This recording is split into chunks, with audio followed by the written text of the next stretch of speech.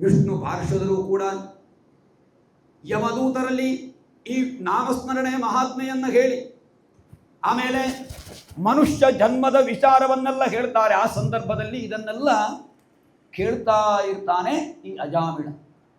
ಕೇಳ್ತಾ ಕೇಳ್ತಾ ಕೇಳ್ತಾ ಇವನೆಲ್ಲ ಪಾಪಕೃತ್ಯದ ನೆನಪಾಗ್ತದೆ. ಆಲೋಚನೆ ಮಾಡ್ತಾನೆ. ಅಹೋಮೇ ಪರಮಂಕೃಷ್ಣಂ ಮಾಭೂತ ವಿಜಿತಾತ್ಮನಃ ಯೇನ ವಿಪ್ಲಾವಿತಂ ಬ್ರಹ್ಮ ವೃಷಲ್ಯಾಂ ಜಾಯತಾತ್ಮನ. ಅಹೋಮೇ ಪರಮಂಕಷ್ಟಂ. ಅಯ್ಯೋ, ಎಂತಹ ಇಂದ್ರಿಯಗಳಿಗೆ ಗುಲಾಮನಾಗಿ ಬಿಟ್ಟೆ ನಾನು. ಈ ಇಂದ್ರಿಯಗಳಿಗೆ ದಾಸನಾಗಿ ಕೇವಲ ವೃಷಲ್ಯೆಯಾದಂತಹ ಸ್ತ್ರೀ ಸಂಗವನ್ನು ಮಾಡಿ ಅದರಲ್ಲಿ ನಾನು ಸಂತಾನವನ್ನು ಪಡೆದಲ್ವೇ. ಛ ಧಿಮ್ಮಾಂ ವಿಗರ್ಹಿತಂ ಸದ್ಭಿ ದುಷ್ಕೃತಂ ಕುಲ ಕಜ್ಜಲಂ ಹಿತ್ವಾ ಬಾಲಾಂ ಸತೀಂ ಯೋಗಂ ಸುರಾಪಾಂ ಅಸತೀಮಗಾಂ ಹಿತ್ವಾ ಬಾಲಾಂ ಸತೀಂ. ಅತ್ಯಂತ ಸಣ್ಣ ಪ್ರಾಯದ ಒಳ್ಳೆಯ ಸಾಧ್ವಿಯಾದ ಸುಂದರಿಯಾದ ಪತ್ನಿ ಸಿಕ್ಕಿದ್ದಾಳೆ ಇವನಿಗೆ. ಅಂತಹ ಒಳ್ಳೆಯ ಪತ್ನಿ ಸಿಕ್ಕಿದ್ರು ಆ ಪತ್ನಿಯನ್ನು ಬಿಟ್ಟು ಹಿತ್ವಾ ಬಾಲಾಂ ಸತೀಂ ಯೋಗಂ, ಎಂತಹ ಪತ್ನಿಯನ್ನು ಎಂತಹ ಸ್ತ್ರೀಯನ್ನು ಸಂಗ ಮಾಡಿದ್ದಾನೆ. ಸುರಾಪಾಂ ಅಸತೀದುಗಾಂ ಅಸತೀಮಗಾಂ. ಸುರಾಪಾಂ ಕೇವಲ ಮದ್ಯಪಾನ ಮಾಡುವ, ದುಷ್ಕೃತ್ಯದಲ್ಲಿ ತೊಡಗುವ, ಎಲ್ಲರ ಸಂಘವನ್ನು ಮಾಡುವ ದುಷ್ಟ ಸ್ತ್ರೀ ಕುಲಟೆಯ ಸಂಘವನ್ನು ಮಾಡಿ ಅದರಲ್ಲಿ ದುಷ್ಟ ಸಂತಾನವನ್ನು ಪಡೆದಲ್ವೇ ನಾನು. ಛ ವೃದ್ಧಾವನಾಥೌ ಪಿತರು ನಾಣ್ಯ ಬಂಧು ತಪಸ್ವಿನವು. ನನ್ನ ತಂದೆ ತಾಯಿಗಳು ಅನಾಥರನ್ನಾಗಿ ಮಾಡಿಬಿಟ್ಟೆ. ಒಬ್ಬ ಮಗನಾಗಿ ಏನು ಮಾಡಬೇಕು? ಕೊನೆ ಹುಟ್ಟಿ ತನಗೆ ಜನ್ಮವನ್ನು ತಂದೆ ತಾಯಿಗಳು ಕೊಟ್ಟ ಮೇಲೆ ತಂದೆ ತಾಯಿಗಳು ತನ್ನ ಪ್ರಾಯಕ್ಕೆ ಬರುವ ಕಾಲಕ್ಕೊರೆಗೆ ಲಾಲನೆ ಪಾಲನೆ ಪೋಷಣೆ ಪ್ರೀಡನೆಯನ್ನು ಮಾಡ್ತಾ ನಮಗೆ ಒಳ್ಳೆಯ ಕಾಲಕಾಲದಲ್ಲಿ ಒಳ್ಳೆಯ ಬುದ್ಧಿಯನ್ನು ಕೊಟ್ಟು ನಮ್ಮನ್ನು ಪಾಲಿಸಿದವರು ಅವರ ಕೊನೆ ಕಾಲಕ್ಕೆ ಅವರನ್ನು ಚೆನ್ನಾಗಿ ನಾವು ನೋಡಿಕೊಳ್ಬೇಕು. ಅದು ಪುತ್ರನಾದವನ ಕರ್ತವ್ಯ ಅಲ್ವೇ. ಪುನ್ನಾಮ ನರಕತ್ರಾತ ಪುತ್ರ ಇತ್ಯಭಿಧೀಯತೆ ಅಂತ ಹೇಳ್ತಾರೆ ಗರುಡ ಪುರಾಣದಲ್ಲಿ. ಅಂಥವ ಪುತ್ರ ಜೀವತೋ ವಾಕ್ಯಕರಣಾತ್ ಪ್ರತ್ಯಬ್ಧಂ ಭೂರಿಭೋಜನಾತ್ ಗಜಾಜಾಂ ಪಿಂಡದಾನೇನ ತ್ರಿಭಿ ಪುತ್ರಸ್ಯ ಪುತ್ರತ. ತಾನು ಜೀವಿತ ಕಾಲದಲ್ಲಿ ತಂದೆ ತಾಯಿಯನ್ನು ಚೆನ್ನಾಗಿ ನೋಡಿ ಅವರಿಗೆ ಒಳ್ಳೆಯ ಸಾಂತ್ವನದ ನುಡಿಯನ್ನು ಹೇಳಿ ಅವರನ್ನು ಪಾಲಿಸಬೇಕಂತೆ. ಅಂತಹ ಕರ್ತವ್ಯವನ್ನು ಮಾಡಬೇಕಾದವನು ತಂದೆ ತಾಯಿಯನ್ನು ವೃದ್ಧಾವನಾಥೌ ಪಿತರು ನಾಣ್ಯ ಬಂಧು ತಪಸ್ವಿನೋ ಅಹೋ ಮಜಾಧುನಾ ತ್ಯಕ್ತ ಅವಕೃತಜ್ಞೇನ ನೀಚವದು. ನೀಚನಾಗಿ ಅವರನ್ನೆಲ್ಲ ಬಿಟ್ಟು ಕೇವಲ ಕುಲಟ ಸ್ತ್ರೀಯಲ್ಲಿಯೇ ಮನಸ್ಸನ್ನು ತಾನು ನಿಲ್ಲಿಸಿಕೊಂಡು ಕುಕೃತ್ಯವನ್ನು ಮಾಡಿದಲ್ವೇ ಅಂತ ಹೇಳಿ ಅವನ ಏನು ಆಲೋಚನೆ ಮಾಡ್ತಾನೆ. ಆದರೆ ಅಂತಹ ಪಾಪಿ ನಾನು, ಇಂತಹ ಪಾಪಿಗೆ ವಿಷ್ಣುದೂತರ ದರ್ಶನ ಆಗುವಾಗ ಆ ಒಂದು ಅವಕಾಶ ನನಗೆ ಸಿಕ್ಕಿತಲ್ವೇ. ಚಿಡುತ್ತಾನೆ, ಇದು ಕನಸೋ ಹೇಗೆ? ಕಿಮಿದಂ ಸ್ವಪ್ನ ಆಹೋಸ್ಪಿತ್ ಸಾಕ್ಷಾತ್ ದೃಷ್ಟಮಿಹ ಅದ್ಭುತಂ. ಅರೆ, ಇದು ಕನಸೇ ಅಲ್ವಾ? ನಾನು ಸರಿಯಾಗಿ ನೋಡ್ತಾ ಇದ್ದೇನೆ. ವಿಷ್ಣುದೂತರು ಬಂದದ್ದು ಹೌದಾ? ನನ್ನ ಬಾಯಿಯಲ್ಲಿ ನಾರಾಯಣ ಅಂತ ಬಂದದ್ದು ಹೌದೇ? ಕ್ವಜಾತ ಅದ್ಯತೆ ಯೇಮಾಂ ವ್ಯಕರಿಷ್ಯಂ ಪಾಶಪಾಣಯಃ. ಈಗ ನನ್ನ ಕೊರಳಿಗೆ ಪಾಶವನ್ನು ಹಾಕಿ ಸೆಳೆಯುತ್ತಿರುವಂತಹ ಯಮದೂತರೇ ಕಾಣುವುದಿಲ್ಲ ಇಲ್ಲಿ. ಅವರನ್ನು ಹೊಡೆದೋಡಿಸಿದರು ಈ ವಿಷ್ಣುದೂತರು. ಇದು ಕಾರಣ. ಇದಕ್ಕೆ ನಾನು ಪೂರ್ವಜನ್ಮದಲ್ಲಿ ಮಾಡಿದಂತಹ ಪುಣ್ಯ ವಿಶೇಷ ಇರಬೇಕು. ಖಂಡಿತ ಪೂರ್ವಜನ್ಮದಲ್ಲಿ ಮಾಡಿದ ಪುಣ್ಯಗಳು ಏನುಂಟು ಅದು, ಅಥವಾ ಪೂರ್ವಜನ್ಮದಲ್ಲಿ ಬೇಕಾದಷ್ಟು ಪುಣ್ಯ ಮಾಡಿ ಕೆಲವು ಪಾಪಕೃತ್ಯಗಳನ್ನು ಮಾಡಿದರೆ ಕೆಲವು ಪಾಪಕೃತ್ಯಗಳು ನಮ್ಮಿಂದ ನಡೆಯುವುದು ಉಂಟು. ಆದರೆ ಆ ಪುಣ್ಯ ಕರ್ಮದ ಫಲಗಳು ಮಾತ್ರ ಅದು ಒಂದೊಂದು ಕಾಲದಲ್ಲಿ ಒಂದೊಂದು ರೀತಿಯಲ್ಲಿ ನಮಗೆ ಫಲ ಕೊಡ್ತದೆ. ಯಾವ ಕಾಲದಲ್ಲಿ ಹೇಗೆ ಕೊಡ್ತಾರೆ ಅಂತ ಹೇಳಲಿಕ್ಕೆ ಆಗುವುದಿಲ್ಲ. ಹಾಗೆ ಈ ಸಾಯುವ ಕಾಲದಲ್ಲಿ ನನ್ನ ಬಾಯಿಯಲ್ಲಿ ನಾರಾಯಣ ಅಂತ ಬರಬೇಕಾದ್ರೆ, ಸಾಯುವ ಕಾಲದಲ್ಲಿ ನಾರಾಯಣ ಅಂತ ನಿನ್ನ ಬಾಯಿಯಲ್ಲಿ ಬರಬೇಕು ಅಂತ ಹೇಳುವಂತಹ ಏನು ಒಂದು ನಿರ್ಣಯ ಇರಬೇಕು ನನ್ನ ಪುಣ್ಯ ವಿಶೇಷದಲ್ಲಿ, ಪುಣ್ಯದ ಸಾಲಿನಲ್ಲಿ. ಇದಕ್ಕೊಂದು ನಿರ್ದಿಷ್ಟವಾದಂತಹ ಯಾವುದೋ ಒಂದು ಪುಣ್ಯ ನಾನು ಮಾಡಿದ್ದೇನೆ, ಅಂತಹ ಪುಣ್ಯ ವಿಶೇಷದಿಂದ ಈ ನಾರಾಯಣ ಸ್ಮರಣೆ ಸಾಯುವ ಕಾಲಕ್ಕೆ ಬಂತು ನನಗೆ.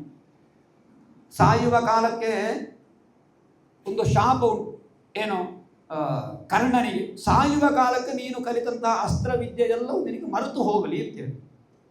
ಅದು ಶಾಪ. ಇವನಿಗೆ ಎಲ್ಲಾದರೂ ವರ ಕೊಟ್ಟಿರ್ಬೋದು, ಇಷ್ಟಲ್ಲಿ ಏನು ಮಾಡಿದ್ರು ಸಾಯುವ ಕಾಲಕ್ಕೆ ನಿನ್ನ ಬಾಯಿಂದ ನಾರಾಯಣ ಅಂತ ಬರಲಿ ಅಂತ ಹಿಂದಿನ ಜನ್ಮದಲ್ಲಿ ವರ ಕೊಟ್ಟಿದ್ರೆ ಏನೋ ಮುಂದಿನ ಜನ್ಮದಲ್ಲಿ ಹೀಗಾಗ್ತಿತ್ತು ಅಂತೇಳಿ. ಹಾಗೆ ಸಾಯುವ ಕಾಲಕ್ಕೆ ನನಗೆ ಈ ನಾರಾಯಣ ಸ್ಮರಣೆಯಿಂದ ಈ ಅವಕಾಶ ಸಿಕ್ಕಿದೆ ನನಗೆ, ಆದ್ದರಿಂದ ನಾನು ಇದನ್ನು ಕಳೆದುಕೊಡಬಾರದು ಅಂತ ಹೇಳಿ ಏನು ಮಾಡ್ತಾನೆ, ತಾನು ವಿಷ್ಣುದೂತರು ಯಮದೂತರು ಅಲ್ಲಿಂದ ಹೊರಟು ಹೋಗ್ತಾರೆ, ಇವನಿಗೆ ಅವಕಾಶವನ್ನು ಕೊಡುತ್ತಾರೆ. ಒಂದಷ್ಟು ಸಮಯ ತಾನು ಒಳ್ಳೆಯ ಆ ಭಗವಂತನ ಧ್ಯಾನವನ್ನು ಮಾಡಬೇಕು ಅಂತ ಹೇಳಿ ಹರಿದ್ವಾರಕ್ಕೆ ಹೋಗಿ ಅಲ್ಲಿ ಯೋಗಸ್ಥಿತನಾಗಿ ತಾನು ತನ್ನ ಮನಸ್ಸನ್ನು ಭಗವಂತನಾದಂತಹ ವಾಸುದೇವದಲ್ಲಿ ಸ್ಥಿರಗೊಳಿಸ್ತಾ ಧ್ಯಾನಿಸ್ತಾ ಇರುವಾಗ ಅವನ ಕರ್ಮ ಕ್ಷಯ ಆಗಬೇಕಲ್ಲಿ. ಆ ಭಗವಂತನ ಅನವರತವಾದಂತಹ ಧ್ಯಾನದಿಂದ ಅವನಿಗೆ ಅವನ ಎಲ್ಲ ಕರ್ಮಬಂಧಗಳು ಕಳಚಿ ಅವನಿಗೆ ಸಾಕ್ಷಾತ್ ವಿಷ್ಣುದೂತರು ವಿಮಾನವನ್ನು ತಂದು ವಿಮಾನವನ್ನು ಏರಿ ನೇರ ವಿಷ್ಣು ಲೋಕಕ್ಕೆ ಸೇರ್ತಾನೆ ಎನ್ನುವುದನ್ನು ಅಲ್ಲಿ ಅಜಾವಿಳೋಪಾಖ್ಯಾನದಲ್ಲಿ ಹೇಳ್ತಾರೆ. ಹಾಗೆ ಯಮದೂತರು ನೇರ ಯಮನಲ್ಲಿ ಹೋಗಿ ಕೇಳ್ತಾರೆ, ಬಿಡ್ತಾರವರು, ಧರ್ಮರಾಜನೇ ನೀನು ಹೇಳಿ, ನೀನು ಇನ್ನು ಬಹಳ ಕಷ್ಟ.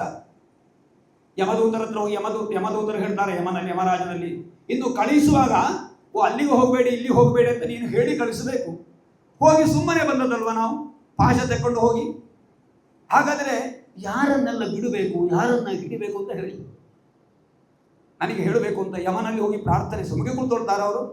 ಯಾಕೆ ಮುಂದಿನ ಇನ್ನೊಂದ್ಸಲ ಪಾಶ ಹೋಗ್ಲಿಕ್ಕೆ ಹೋದ್ರೆ ಅವ ಶಿವ ಅಂತ ಹೇಳಿದ್ರೆ, ಇನ್ನೊಂದು ಏನಾದರೂ ಹೇಳಿದರೆ ಒಟ್ಟರವಿಗೆ ಪಾಶ ಹೋದದ್ದು ಮಾತ್ರ ಕೆಲಸವೇ ಇಲ್ಲ ಅಂತ ಅದೇನು.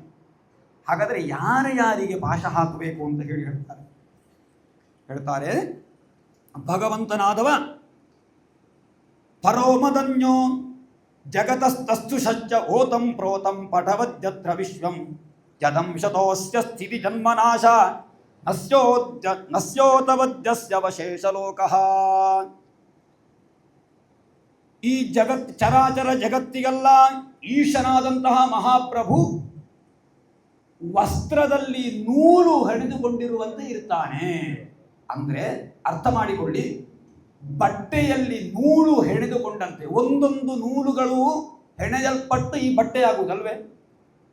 ಈ ಬಟ್ಟೆಯಲ್ಲಿ ಕಣದಲ್ಲಿರುವುದು ಯಾವುದು? ನೂಲು ಬೇರೆ ಬೇರೆ ರೀತಿಯಿಂದ ಹೆಣೆದುಕೊಂಡಿದೆ. ಕೆಲವು ಕಡೆ ಆ ನೂಲಿನಲ್ಲಿ ಸ್ವಲ್ಪ ಬಣ್ಣ ಇದ್ದರೆ ಆ ಒಂದು ಸಾಲಿಗೆ ಆ ಇಡೀ ನೂಲಿನ ಬಣ್ಣ. ಒಮ್ಮೆ ಬಟ್ಟೆಯನ್ನು ವೀಕ್ಷಿಸಿ ನೀವು, ಬೇಕಾದ ಹಾಗೆ ಆ ಬಟ್ಟೆಯಲ್ಲಿ ಚಿತ್ರಣವನ್ನು ಯಾವುದರಿಂದ ಕೊಡುವುದು. ಈಗ ಹೊರಗಿನಿಂದ ಬರೆದರೆ ಅದು ಶಾಶ್ವತ ಆಗುವುದಿಲ್ಲ, ಆ ನೂಲಿನಲ್ಲಿಯೇ ಸೇರಿಕೊಂಡಿರುವಂತಹದ್ದಿರ್ತದೆ. ನೂಲಿನಲ್ಲಿಯೇ ಬೇರೆ ಬೇರೆ ರೀತಿಯ ಕಸೂತಿಗಳು ಬೇರೆ ಬೇರೆ ರೀತಿಯ ಇರ್ತದೆ. ಅದೆಲ್ಲ ನೂಲಿನ ಚಿತ್ರಣದಲ್ಲಿ ಹಾಗೆ ಒಳಗೆ ಹಾಗೆ ಏನು ಆ ನೂಲಿನಲ್ಲಿ ಇದ್ದ ಹಾಗೆ. ಆ ನೂಲು ಯಾವುದು ಅಂತ ಹೇಳಿದ್ರೆ ಭಗವಂತ. ಆ ಭಗವಂತನೆಂಬಂತಹ ನೂಲು ಈ ಪ್ರಪಂಚದಲ್ಲಿಡೀ ಹೆಣೆಯಲ್ಪಟ್ಟು ಈ ಜೀವರಾಶಿಗಳನ್ನು ಹಾಗೆ ತಿಳ್ಕೊಳ್ಬೇಕು ನಾವು ಅಂತ ಹೇಳಿ. ಆದ ಕಾರಣ ಅಂತಹವನು ನಾನು ಕೂಡ ಹಾಗೆ ಭಗವಂತನಿಂದ ಹೆಣೆಯಲ್ಪಟ್ಟವ ನಾನು. ಆದ್ದರಿಂದ ನಾನು ಅಹಂ ಮಹೇಂದ್ರ ನಿರೃತಿ ಪ್ರಚೇತಾ ಸೋಮ ಅಗ್ನಿರೀಶ ಪವನೋರ್ಕೋ ವಿರಿಂಚ ಆದಿತ್ಯ ವಿಶ್ವೇ ಬಸವೋಥ ಸಾಧ್ಯ ಮರುದ್ಗಣ ರುದ್ರಗಣಾ ಸಸಿದ್ಧಾ. ನಾನು ಆಗಲಿ, ಇಂದ್ರನಾಗಲಿ, ಅಗ್ನಿಯಾಗಲಿ, ಸೂರ್ಯನಾಗಲಿ, ಯಾರೇ ಆಗಲಿ, ವಿಶ್ವೇ ದೇವರಾಗಲಿ, ವಸುಗಳಾಗಲಿ, ಈ ಪ್ರಪಂಚದಲ್ಲಿ ದೇವತೆಗಳು ಅಂತ ಎನಿಸಿಕೊಂಡಂತಹ ನಾವೆಲ್ಲ ಆ ಪ್ರಭುವಿನ ಆಗಿದ್ದೇವೆ. ಅವನ ವಶದಲ್ಲಿದ್ದೇವೆ ನಾವು. ಆದ್ದರಿಂದ ಸ್ವಸ್ತಿ ಶ್ರೀ ಕೃಷ್ಣ ಕೃಷ್ಣಾದ್ಯ ಭಗವತೋ ಮಹಾಪುರುಷಸ್ಯ ವಾಸುದೇವಸ್ಯ ವಿಷ್ಣುರಾಜ್ಞೆಯ ಪ್ರವರ್ತಮಾನಸ್ಯ ಆದ್ಯ ಬ್ರಹ್ಮಣಃ ದ್ವಿತೀಯ ಪರಾರ್ಧೇ ಶ್ವೇತವರಾಹ ಕಲ್ಪೆ. ಸಂಕಲ್ಪ ಮಾಡುವುದಿಲ್ವ? ಸ್ವಸ್ತಿ ಶ್ರೀ ಕೃಷ್ಣ ಕೃಷ್ಣ ಆದ್ಯ ಭಗವತಃ ವಾಸುದೇವಸ್ಯ ವಿಷ್ಣುರಾಜ್ಞೆಯ ಪ್ರವರ್ತಮಾನಃ. ವಿಷ್ಣುವಿನ ಆಜ್ಞೆಯಂತೆ ನಿಮ್ಮನ್ನೇ ಹೇಳಿದ್ದಾರೆ ಪ್ರವಚನದಲ್ಲಿ, ಭೀಷಾಸ್ಮಾತ್ವಾದ ಪವತೆ ಭೀಷೋದೇತಿ ಸೂರ್ಯ. ಭಗವಂತನ ಆಜ್ಞಾನುಸಾರಿಯಾಗಿ ಅವನ ಹೆದರಿಕೆಯಿಂದ ಗಾಳಿ ಸಂಚರಿಸುತ್ತದೆ, ಸೂರ್ಯ ಉದಯಿಸ್ತಾನೆ. ಎಲ್ಲವೂ ಕೂಡ ಈ ಪ್ರಪಂಚದಲ್ಲಿ ಪ್ರತಿಯೊಂದು ಜೀವರಾಶಿಗಳಾಗಲಿ ಭಗವಂತನ ಸೃಷ್ಟಿಯಲ್ಲಿ ಚರಾಚರ ವಸ್ತುಗಳೆಲ್ಲವೂ ಕೂಡ ಭಗವಂತನ ಆಜ್ಞಾನುಸಾರಿಯಾಗಿಯೇ ನಡೆಯಬೇಕಾಗ್ತದೆ. ಆದ್ದರಿಂದ ನಾವು ಭಗವಂತನ ಆಜ್ಞೆಯನ್ನು ಅನುಸರಿಸುವವರು. ಆದ್ದರಿಂದ ಭಗವಂತನ ಆಜ್ಞೆ ಹೇಗಾಗಿದೆ ಅದನ್ನು ಪಾಲಿಸಲೇಬೇಕು. ನೀವು ವಿಷ್ಣು ಪಾಲಿಸಿದರು, ವಿಷ್ಣು ಭಗವಂತ ಹೇಳಿದ್ದಾನೆ ಅಂತ ಹೇಳಿ ಅದನ್ನು ತಡೆದು ನನಗೆ ಯಮ ಹೇಳಿದ್ದಾನೆ ಅಂತ ಹೇಳಿ ನನ್ನ ಹತ್ರ ಕೇಳಬೇಕಾದ ಅವಶ್ಯಕತೆ ಇಲ್ಲ. ನಾನು ಬಿಟ್ಟುಕೊಳ್ಳಿ. ಧರ್ಮವನ್ನು ನಿಶ್ಚಯಿಸುವವ ಅವ, ನಾವಲ್ಲ. ನಮ್ಮ ಮನಸ್ಸಿಗೆ ಅದು ಗೋಚರವಾಗುವಂತಹದ್ದಲ್ಲ. ಆದ್ದರಿಂದ ನಾನು ಬಿಟ್ಟುಕೊಳ್ಳಿ. ಅವನ ಎಂತಹವರ ತಪ್ಪನ್ನು ಈ ಪ್ರಪಂಚದಲ್ಲಿ ಅಸಾಧ್ಯ ಜನಿಸದ್ದನ್ನು ಸಾಧ್ಯವಾಗಿಸುವ ಶಕ್ತಿ ಅವನಿಗೆ. ಕಣ್ಣಿನಲ್ಲಿ ನೋಡಿದಂತಹ ವಿಚಾರ. ಒಬ್ಬರಿಗೆ ಮಕ್ಕಳಾಗಲಿಲ್ಲ ಅಂತಾದರೆ ಡಾಕ್ಟ್ರಲ್ಲಿಗೆ ಹೋಗಿ ಇವರಿಗೆ ಈ ಜನ್ಮದಲ್ಲಿ ಮಕ್ಕಳಾಗಲಿಕ್ಕಿಲ್ಲ ಅಂತ ಡಾಕ್ಟರ್ನ ಪರೀಕ್ಷೆ ಮಾಡಿ ಬೇಕಾದ ಹಾಗೆ ಹೇಳಿದರು. ಮಕ್ಕಳಾಗುವ ಆಸೆಯೇ ಇಲ್ಲ ಅಂತೇಳಿ ಹೇಳಿದವರು ಚಿಕಿತ್ಸೆಯನ್ನ ಸರಿಯಾಗಿ ಕ್ರಮದಲ್ಲಿ ತಾನು ಮಾಡುವುದರೊಂದಿಗೆ ಸರಿಯಾದ ಅನುಷ್ಠಾನವನ್ನು ಮಾಡಿ ಆ ಸಂತಾನಕ್ಕೆ ಪ್ರತಿಕೂಲ ದೋಷವನ್ನು ಪರಿಹರಿಸಿ ಸಂತಾನವನ್ನು ಪಡೆದಾಗ ಆಶ್ಚರ್ಯಪಟ್ಟವರಿದ್ದಾರೆ. ಸಾಧ್ಯವಾಗದೇ ಇರುವುದು ಯಾವುದೂ ಇಲ್ಲ. ಜಾತಕವನ್ನೂ ತಿದ್ದಬಹುದು, ಶಾಪವನ್ನೂ ಪರಿಹರಿಸಬಹುದು, ಕೋಪವನ್ನೂ ಪರಿಹರಿಸಬಹುದು, ಎಂತಹ ಶತ್ರುಗಳನ್ನೂ ಗೆಲ್ಲಬಹುದು. ಯಾವುದರಿಂದ? ಭಗವತ್ ಪ್ರಸಾದದಿಂದ. ಭಗವತ್ ಪ್ರಸಾದವನ್ನು ಸಂಪಾದಿಸಿದರೆ ಅಸಾಧ್ಯ ಎನ್ನುವುದು ಯಾವುದೂ ಇಲ್ಲ ಈ ಪ್ರಪಂಚದಲ್ಲಿ. ನೆನಪಿಟ್ಟುಕೊಳ್ಳಿ, ನಮ್ಮಿಂದ ಸಾಧ್ಯ ಇಲ್ಲ ಅಂತ ಗ್ರಹಿಸಬೇಡಿ. ಭಗವತ್ ಪ್ರಸಾದದಿಂದ ಈಗಲೇ ನಾನು ಆಕಾಶ ಕಾರಬೇಕು ಅಂತ ಗ್ರಹಿಸಬೇಡಿ. ಹಾಗೆ ಭಗವತ್ ಪ್ರಸಾದ ಒಂದಿದ್ರೆ ಎಂತಹ ಪಾಪಿಷ್ಟನೂ ಕೂಡ ತನ್ನ ಪಾಪವನ್ನು ಕಳೆದುಕೊಂಡು ಅವನ ನಿರ್ಣಯದಂತೆ ಅವನು ತನ್ನೊಂದಿಗೆ ಸೇರಿಸಿಕೊಳ್ಳುತ್ತಾನೆ. ಯಾರು ಅವನಿಗೆ ಬೇಕು, ಯಾರು ಬೇಡ ಅಂತ ಹೇಳುವುದು ಅವನಿಗೆ ಖಂಡಿತ ಗೊತ್ತಿದೆ. ಆದ್ದರಿಂದ ಅವನ ವಶವರ್ತಿಗಳಾಗಿದ್ದೇವೆ ನಾವೆಲ್ಲ ಅಂತ ಹೇಳಿ ಯಮದೂತರನ್ನ ಸಾಂತ್ವನಗೊಳಿಸ್ತಾನೆ. ಕೊನೆಗೆ ಹೇಳ್ತಾನೆ, ನೆನಪಿಟ್ಟುಕೊಳ್ಳಿ, ಜಿಹ್ವಾನವಕ್ತಿ ಭಗವದ್ಗುಣನಾಮಧೇಯಂ ಚೇತಶ್ಚ ನಸ್ಮರತಿ ತಚ್ಚರಣಾರವಿಂದಂ ಕೃಷ್ಣಾಯ ನೋ ನಮತಿ ಯಚ್ಚಿರ ಏಕದಾಪಿ ತಾನಾನಯಧ್ವಮಸತೋ ಕೃತ ವಿಷ್ಣು ಕೃತ್ಯಾನ್. ಯಾರ ನಾಲಿಗೆ ಇದ್ದೂ ಭಗವಂತನ ನಾಮಸ್ಮರಣೆಯನ್ನು ಮಾಡಲಿಲ್ಲವೋ, ಯಾರ ಮನಸ್ಸು ವಿಷ್ಣುವಿನ ಸ್ಮರಣೆ ಮಾಡಲಿಲ್ಲವೋ, ಯಾರ ಕೃಷ್ಣನ ಚರಣಾರವಿಂದವನ್ನು ಯಾರು ಅರ್ಚನೆ ಮಾಡಲಿಲ್ಲವೋ, ಯಾರ ತಲೆ ಕೃಷ್ಣನಿಗೆ ನಮಿಸಿಲ್ಲವೋ ಅವರೆಲ್ಲರೂ ಕೂಡ ಇದ್ದು ಬದುಕಿದ್ದು ಕೂಡ ಸದ್ದಂತೆ ಅಂತ ಹೇಳ್ತಾರೆ. ತಾನಾನಯದ್ವ ಮಸದೋ ಕೃತ ವಿಷ್ಣು ಕೃತ್ಯಾನ್. ಅಂಥವರನ್ನ ನನ್ನ ಬಳಿಗೆ ಕರೆ ತನ್ನಿ. ಇದು ಯಮದೂತರಿಗೆ ಹೇಳುವುದು ಯಮ. ಎಂಥವರನ್ನ? ನಾಲಿಗೆ ಇದ್ದು ನಾಮಸ್ಮರಣೆ ಮಾಡದವರನ್ನ ಕರ್ಕೊಂಡು ಬನ್ನಿ. ಸರಿಯಾದ ಮನಸ್ಸಿದ್ದು ಹರಿಯ ಸ್ಮರಣೆ ಮಾಡದವರನ್ನ ಕರ್ಕೊಂಡು ಬನ್ನಿ. ಭಗವಂತನಿಗೆ ಒಮ್ಮೆಯೂ ತಲೆ ಬಾಗದೇ ಇರುವ ವ್ಯಕ್ತಿಯನ್ನ ಕರ್ಕೊಂಡು ಬನ್ನಿ ಅಂತ ಹೇಳ್ತಾರೆ. ಅದಕ್ಕೋಸ್ಕರವಾಗಿ ಭಗವಂತನ ನಾಮಸ್ಮರಣೆಯನ್ನ ಮಾಡಲಿಕ್ಕೆ ಈ ನಾಲಿಗೆ ಇರುವಂತಹದ್ದು ಅಂತ ಹೇಳಿ ಅವನ ಒಂದು ಸ್ಮರಣೆಯನ್ನು ಹೇಳ್ತಾರೆ. ಜಿಹ್ವೆ ಕೀರ್ತಯ ಕೇಶವಂ. ವಿವರಣೆ ಹೆಚ್ಚು ಕೊಡಬೇಕಾಗಿದೆ, ಎಲ್ಲರಿಗೂ ಗೊತ್ತುವಂತ ಜಿಹ್ವೆ ನಾಲಿಗೆ ಹೇಳ್ತಾರೆ, ಕೇಶವನನ್ನ ಸ್ಮರಣೆ ಮಾಡಿ. ಮುರರಿಪಂ ಚೇತೋ ಭಜ ಶ್ರೀಧರಂ. ಅದಕ್ಕೆ ಸೇರಿದಂತಹ ಶ್ಲೋಕ ಇದು. ಹೇಗೆ ಮಾಡಬೇಕು, ಹಿಂದೆ ಏನು ಮಾಡಬಾರದು ಅಂತ ಯಮ ಹೇಳಿದ್ದಾನೆ, ಹೇಗೆ ಮಾಡಬೇಕು ಅಂತ ಇಲ್ಲಿ ಹೇಳ್ತಾರೆ. ಪಾಣಿದ್ವಂದ್ವ ಸಮರ್ಜಯ ಅಚ್ಯುತ ಕಥಾ ಶ್ರೋತ್ರದ್ವಯಂ ತ್ವಂ ಶೃಣು. ಪಾಣಿದ್ವಂದ್ವ ಸಮರ್ಜಯ. ಯಾರನ್ನ? ಭಗವಂತನನ್ನ. ಕೈಗಳೇ, ನೀನು ಭಗವಂತನನ್ನ ಅರ್ಚಿಸುವುದಕ್ಕಾಗಿ ನಿನಗೆ ಕೈ ಕೊಟ್ಟಿದ್ದಾನೆ ಭಗವಂತ. ಎರಡು ಕಿವಿಗಳೇ, ಭಗವಂತನ ಕಥೆಯನ್ನ ಕೇಳಿ, ಭಗವಂತನ ಕೀರ್ತನೆಯನ್ನ ಕೇಳಿ. ಕೃಷ್ಣಂ ಲೋಕಯ ಲೋಚನದ್ವಯ ಹರೇಗೆ. ಈ ಕಣ್ಣು ಭಗವಂತನನ್ನು ನೋಡ್ಲಿಕ್ಕೆ ಕೊಟ್ಟದ್ದು ನಿಮಗೆ. ಗಚ್ಛಾಂಗ್ರಿ ಯುಗ್ಮಾಲಯಂ. ಎರಡು ಕಾಲು ಕೊಟ್ಟದ್ದು ಯಾಕೆ ಅಂತ ಹೇಳಿದ್ರೆ ಭಗವಂತನ ಆಲಯಕ್ಕೆ, ಭಗವಂತನ ಪೂಜೆ, ಭಗವಂತನ ಸಪ್ತಾಹ ಯಜ್ಞ ಎಲ್ಲಿ ನಡೆಯುತ್ತದೋ ಅಲ್ಲಿಗೆ ಹೋಗ್ಲಿಕ್ಕೆ ನಮಗೆ ಎರಡು ಕಾಲು. ಭಗವಂತನಿಗೆ ಪ್ರದಕ್ಷಿಣೆ ಬರಲಿಕ್ಕೆ ಎರಡು ಕಾಲು ಇರುವಂತಹದ್ದು ನಮಗೆ. ಜಿಘ್ರಘ್ರಾಣ ಮುಕುಂದ ಪಾದ ತುಳಸಿ. ಈ ಮೂಗಿರುವುದು ಭಗವಂತನ ಅರ್ಚನೆ ಮಾಡಿದ ಪುಷ್ಪವೋ ಪತ್ರವೋ ಅದನ್ನು ಆಘ್ರಾಣಿಸುವುದಕ್ಕೋಸ್ಕರವಾಗಿ ಈ ಮೂಗು ಕೊಟ್ಟದ್ದು. ಅದರಿಂದ ಪಾದ ತುಳಸಿಯನ್ನು ಆಘ್ರಾಣಿಸಿ ಮೂರ್ಧನ್ನ ಮಾಧೋಕ್ಷಜಂ, ತಲೆಯಿಂದ ಭಗವಂತನಿಗೆ ನಮಸ್ಕಾರವನ್ನು ಮಾಡಿ, ಆಗ ನಿಮ್ಮ ಎಲ್ಲ ಅಂಗಾಂಗ ಪಾವನಗೊಳ್ಳುತ್ತದೆ ಅಂತ ಹೇಳಿ ನಮಗೆ ಸೂಚನೆಯನ್ನು ಕೊಟ್ಟಿದ್ದಾರೆ ಹಿರಿಯರು. ಆ ಪ್ರಕಾರವಾಗಿ ಇಂತಹ ಒಂದು ಭಾಗವತ ತತ್ವವನ್ನು, ಭಗವಂತನ ನಾಮಸ್ಮರಣೆಯ ಮಹಾತ್ಮೆಯನ್ನು ಅಜಾಮೇಳನ ಕಥೆಯ ಮುಖೇನವಾಗಿ ನಮಗೆ ವೇದವ್ಯಾಸರು ಭಾಗವತದಲ್ಲಿ ತೋರಿಸಿಕೊಟ್ಟಿದ್ದಾರೆ. ಇನ್ನು ಅಹಂಕಾರದಿಂದ ತುಂಬಿದಂಥವನಿಗೆ ಇಂತಹ ಅವಸ್ಥೆ ಬರುತ್ತದೆ ಅಂತ ಹೇಳುವುದನ್ನು ದೇವತೆಗಳಿಗೆ ಇಂದ್ರನಾದಂತಹ ಇಂದ್ರನಿಗೆ ಅಹಂಕಾರದಿಂದ ಮೆರೆದಂತಹ ಒಂದು ಕಥೆಯನ್ನು ಹೇಳ್ತಾರೆ. ಸ್ವಲ್ಪ ಹೊತ್ತ ಕಥೆಯನ್ನು ಹೇಳಿ ನಿಲ್ಲಿಸ್ತೇನೆ.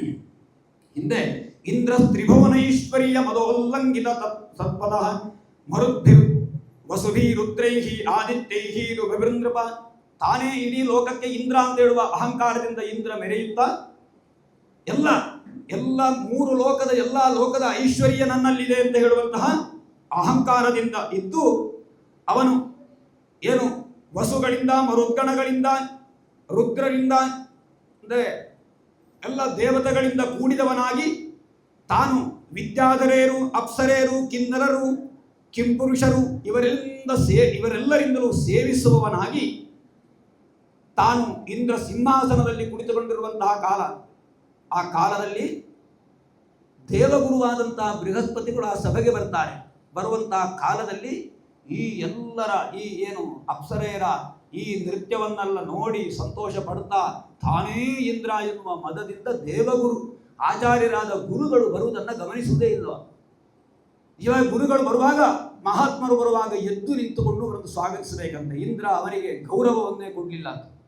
ಹಾಗೆ ನನಗೆ ಗೌರವ ಇಲ್ಲ ಜಾಗದಲ್ಲಿ ನಾನು ಇರುವುದು ಬೇಡ ಅಂತ ಹೇಳಿ ಮೆಲ್ಲ ಅಲ್ಲಿಗೆ ಬಂದವರೇ ಹಾಗೆ ತಿರುಗಿ ಹೊರಟು ಹೋದರಂತೆ ಗುರುಗಳು ಹೊರಟು ಹೋದ್ದು ತಕ್ಷಣ ಗೊತ್ತಾಯಿತು. ಕೆಲವು ಸಲ ಹಾಗಾಗುವುದು, ತಪ್ಪು ನಡೆದ ಮೇಲೆ ಅಯ್ಯೋ ತಪ್ಪಾಯಿತು ಅಂತ ಹೇಳಿ ಅಹೋಪತಮಮಾಸಾದು ಕೃತಂ ವೈ ಲಭ್ಯ ಬುದ್ಧಿನ ಜನ್ಮೈಶ್ವರ್ಯ ಮತ್ತೇನ ಗುರು ಸದಸಿ ಕಾಕೃತ.